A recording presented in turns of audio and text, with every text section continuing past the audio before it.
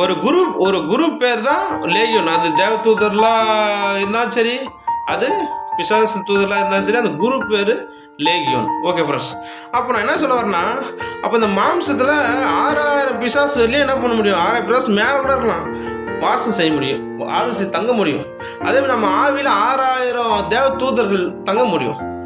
இதில் வந்து ஒரே சரீரத்தில் ஒரே சரீரத்தில் பரிசுத்த ஆவியானவர் இருக்க முடியும், பிசாசம் இருக்க முடியும்.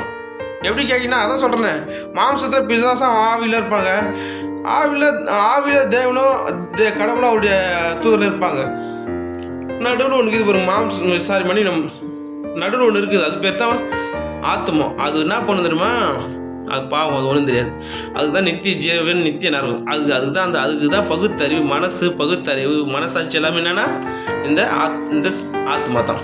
இப்போ இந்த பிசாசு என்ன பண்ணும்? கெட்ட என்னன்னா தோணும், போயிட்டு தோணும். தரிசனம் பார்க்கறதில்ல, சொப்பனம் பார்க்கறது நேரடியாக பார்க்கறதில்ல. நான் தரிசனம் நம்ப மாட்டேன், சொப்பனத்தை நம்ப மாட்டேன், நேரடியாக பார்க்கறத நம்ப மாட்டேன், நடந்தாலும் நம்ப மாட்டேன்.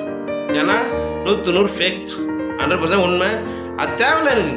வேதமே திருப்பி வசனம் நான் சொல்ல நான் சொல்கிறேன். நான் வசனம் சங்கீதம் 19 அதிகாரம் 3-4 வசனத்தில் 4-5 வசனம் பார்த்தீங்கன்னா, கர்த்தருடைய வேதம் குறைவற்றதும் ஆத்மா உயிர்ப்பிக்கிறதும் வேதி ஞானியக்கதுமாக இருக்கிறதுன்னு சொல்லிட்டு அந்த வசனம் இருக்குது ஃப்ரெண்ட்ஸ்.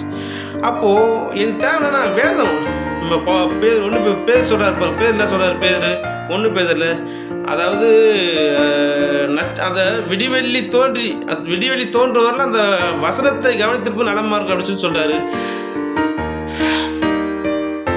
அற்புத அதிசயம் பார்த்தீங்கன்னா அப்போஸ்தலர்ல சொல்கிறாங்க. 4 சுவிசேஷ அற்புத அதிசயம் பற்றி சொல்லுது. ஆனால் பவுல் 13 நிருபம் எழுதியிருக்காரு. அந்த இடத்துல பார்த்தீங்கன்னா இவர் நம்ம ஒரு பேர் என்ன, பேதுரு 2 நிருபம் எழுதியிருக்காரு. அப்போலோ யாரும் தெரியல, எபிரேயர் ஒருத்தர் நிருபம் எழுதிக்கிறாரு, யூதா ஒரு நிருபம் எழுதிக்கிறாரு. யோவான் பார்த்தோன்னா நிருபத்திலேயே 1, 2, 3 வெளிப்பட்டு விசேஷம் இருக்காரு.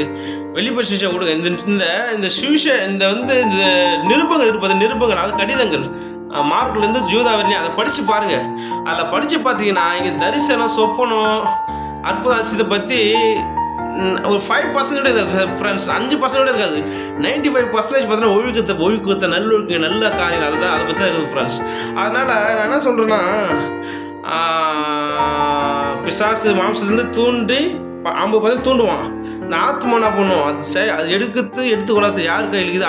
ஆத்மா யார் ஆத்மா இல்லை, நான் நான் தான் ஆத்மா. நீ ஒவ்வொரு அந்த உணர்வு இருக்குது. அந்த என்ன சொல்கிறது, எப்படி சொல்கிறது, அதை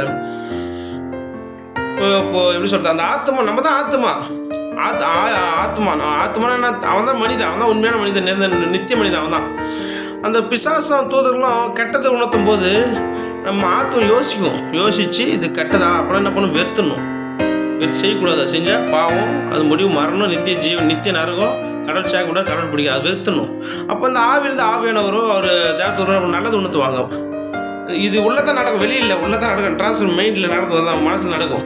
நல்லது உணர்த்தும் போது அப்போ என்ன பண்ணணும்? இது நல்லது, இதை செய்யணும், கடல் பிடிக்கும் அப்படின்னு சொல்லிட்டு அந்த ஆத்மா முடிவு எடுக்கணும். அந்த முடிவெடுக்கிற உரிமை அந்த ஆத்மாவாகி நமக்கு கொடுத்துருக்காரு, ஒவ்வொருத்தர் கொடுத்துருக்காரு. கெட்ட தோன்றான், கொலை பண்ணி விபச்சாரம் பண்ணி, இப்போ நேர்மையாக சம்பாதிச்சா 10,000 வரும். ஒரு கெட்டதை தவறான வழி சமைச்சா 1 லட்சம் வரும். அப்போ 1 லட்சம் பெருசா, 10,000 பெருசா? ஏங்க 1 லட்சம் தாங்க பெருசு. உலகத்தில் சொல்லுவாங்க, என்னங்க அப்படி ஒரு சின்ன பொய்க்கு எப்படி ஏமாத்தினா 1 லட்சம் கிடைக்குதுங்க, நேர்மை போனால் 10,000 தான் கிடைக்குது. 10,000 பெருசா, 1 லட்சம் பெருசா? 1 லட்சம் தாங்க பெருசு அப்படின்னு சொல்லிட்டு, ஏன்னா நமக்கு மனசில் தோணும்.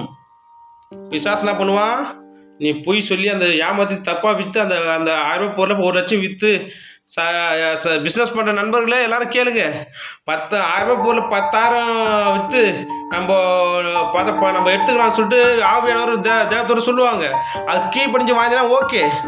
1000 ரூபாய் பொருள் 1 லட்சம் விற்று நீ சம்பாதிச்சு எடுத்துக்க சொல்லிட்டு பிசாசு ஆவியில் உணர்த்தும் போது அது கீழ்ப்படிஞ்சு பணம் பிடிச்சி 1 லட்சம் வாங்கினீங்கன்னா உங்களுக்கு ஐயோ, 10,000 உங்களுக்கு உடலை ஒட்டும், 1 லட்சம் உடலை ஒட்டாது, நிரந்தரம் இருக்காது, உடலை ஒட்டாது. புரிஞ்சு நான் சொல்கிறது?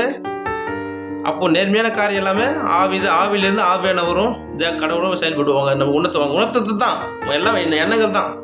மற்றபடி தரிசனம், விசுவாசம், அதெல்லாம் கிடையாது. திருப்பி பச்சு பாருங்க. யூதா ரோமர் 1ஆவது இடத்துல யூதா கடைசி வரையும் பார்த்தீங்கன்னா அதெல்லாம் கிடையாது. தரிசனம் சொப்பெல்லாம் கிடையாது. ஃபுல்லாக வெளிப்பாடுகள் தான், ஃபுல்லாக நல்லொழுக்கங்கள் தான். அப்போ இது நல்லது விதைக்கிட்டு ஆவியானவர், கெட்டது விதைத்து பிசாசு. 10,000 பெருசா 1,00,000 பெருசா? எது உங்களுக்கு வேணும்? நேர்மையாக போயிடுச்சா 10,000, பொய்யா துரோகம் பண்ணால் 1,00,000. எது வேணும்? 1,00,000 ஆசைப்பட்டு போகிறவங்களாம் நித்திய ஆக்கினை வச்சு பிசாசு வச்சிருக்கான். நித்திய ஆக்கினை கடவுளே வச்சிருக்காரு. 10,000 தான் ஒன்று நேர்மையாக வேணும்னு விரும்புகிறான். அவன் சந்தோஷமாக இருப்பான், சுகித்திருப்பான். இவன் கொஞ்ச நாள் ஆகாரம் ஓடி இருப்பான், நல்லா இருப்பான். கொஞ்ச நாள் புஷ்ஷுன்னு செத்து போடுவான். யார் இருக்கணும் அழிஞ்சிடுவான். இவன் கஷ்டப்பட்டு இருப்பான். வளர நீதிமானுடைய வெளிச்சம் நடுப்பகல் பிரகாசம் சூரியனை போல இருக்குன்னு சொல்லிட்டு சங்கியாசம் நீதிபதி ஒரு வசனம். அது மாதிரி அவன் சந்தோஷமாக சதா காலமாக சதா இங்கேயும் வாழ்வான் அங்கேயும் வாழ்வான். இது தாவீது சங்கீதம் 23 சொன்னது போல் நான் ஜீவனோட தேசத்தில் என்றென்றைக்கு நான் என்ன பண்ணுவேன், ஜீவனோட தேசம் தங்குவேன்னு சொன்ன மாதிரி அப்படி சந்தோஷமாக இருக்கும். சங்கீதம் 128 சங்கீதம் 23 எல்லாருக்கும் ஃப்ரெண்ட்ஸ். Okay friends, okay.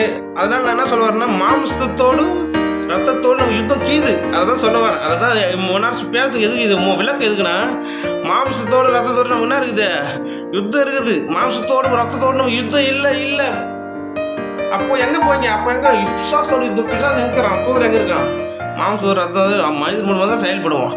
நல்லா செய்கிற மனுஷன் கடவுளுடைய பிள்ளை, கெட்டது செய்கிற மனுஷன் பிசாசின் பிள்ளை. அப்போ பிசாசின் பிள்ளைக்கும் கடவுள் பிள்ளைக்கும் ஆகாது. நீதிமானுக்கும் துன்மார்க்கும் செட் ஆகாது. நீதிக்கு அநீதிக்கும் செட் ஆகாது. உண்மைக்கு பொய்க்கும் செட் ஆகாது. உத்தமத்துக்கும் அநியாயத்துக்கும் செட் ஆகாது. போர் எதுக்கு இந்த உலகத்தில்? எதுக்கு தமிழ்நாடு எதுக்கு போர்? அந்த நாடு இந்த நாட்டு எது பிரச்சனை? நல்ல நாட்டை கெட்ட நாடு எதிர்க்கும். பொறாம அவனுக்கு இருக்க முடியாது. அவனுக்கு எரி அவனுக்கு பாருங்க. இப்போ இதே ஒரு வெளிநாட்டில் பாருங்க, எவ்வளோ நல்ல அருமையான தேசம் அது. அப்போ பக்கத்து நாட்டில் எரியுது. அவன் நல்லா இருக்கிறானே. அதுதான் பிசாசு எண்ணம். மற்ற வளரும் போது, மற்றவங்க நல்லா இருக்கும்போது, மற்றவங்க சந்தோஷமா இருக்கும்போது, மற்றவங்க சம்பாதிச்சிருக்கும் போது உனக்கு உள்ள எரியுது பத்தியா? நீ பிசாசின் பிள்ளை. உண்மையான பிள்ளையா தானே? வாடா நல்லாடுறா, எனக்கு கொஞ்சம் ஹெல்ப் பண்ணுறா, வாடா சந்தோஷமாடுறா அப்படி சொல்ல போகிறான். அவன் தான் கடவுள் பிள்ளை. அப்போ பிசாசும் தூதர்களும் கடவுளும் அவருடைய தூதர்களும் நேரடியாக செயல்படுவதில்லை, மனிதர் மூலமாக தான் செயல்படுகிறார்கள். ஆகையால் தான் அந்த வசனம் சொல்லுது, மாம்சத்தோடும் ரத்தத்தோடும் மட்டுமல்ல. அப்படின்னா மாம்சத்தோடும் ரத்தத்தோடும் இருக்குது, யுத்தம் இருக்குது. அதுக்கப்புறம் துரிதரோட அதிகாரங்களோட எல்லாமே யுத்தம் இருக்குது. இந்த வசனம் தப்பாக புரிஞ்சு மாம்சத்தோடு ரத்தத்தோட நமக்கு யுத்தம் இல்லைப்பா. எங்கே போய் யுத்தம் பண்ணுவீங்க? ஆகாயத்தில் பவுல் சொன்ன மாதிரி, ஆகாயத்தில் சிலம்பம் பண்ண மாரி ஒரு மனுஷனுக்குள்ள பிசாசு பூந்து செயல்பட முடியும், செயல்பட முடியல. அப்படிதான் செயல்படுவோம். அப்படிதான், அதான் ரூல்ஸ், அதான் கடவுள் வச்ச ரூல்ஸ், சட்டம். கடவுள் யாரும் பார்க்க முடியாது. பிள்ளைகளே, உங்களுக்கு கடவுள் யார்? சில பேர் இருப்பாங்க, எனக்கு கடவுள் தான் முக்கியம், எனக்கு ஊழியம் தான் முக்கியம், நான் ஊழியத்துக்காக போகிறேன், சாகிறேன். எங்கள் அப்பா அம்மா கூட பரவாயில்ல. நிறைய பைத்தியக்கார நிறைய மிஷினரி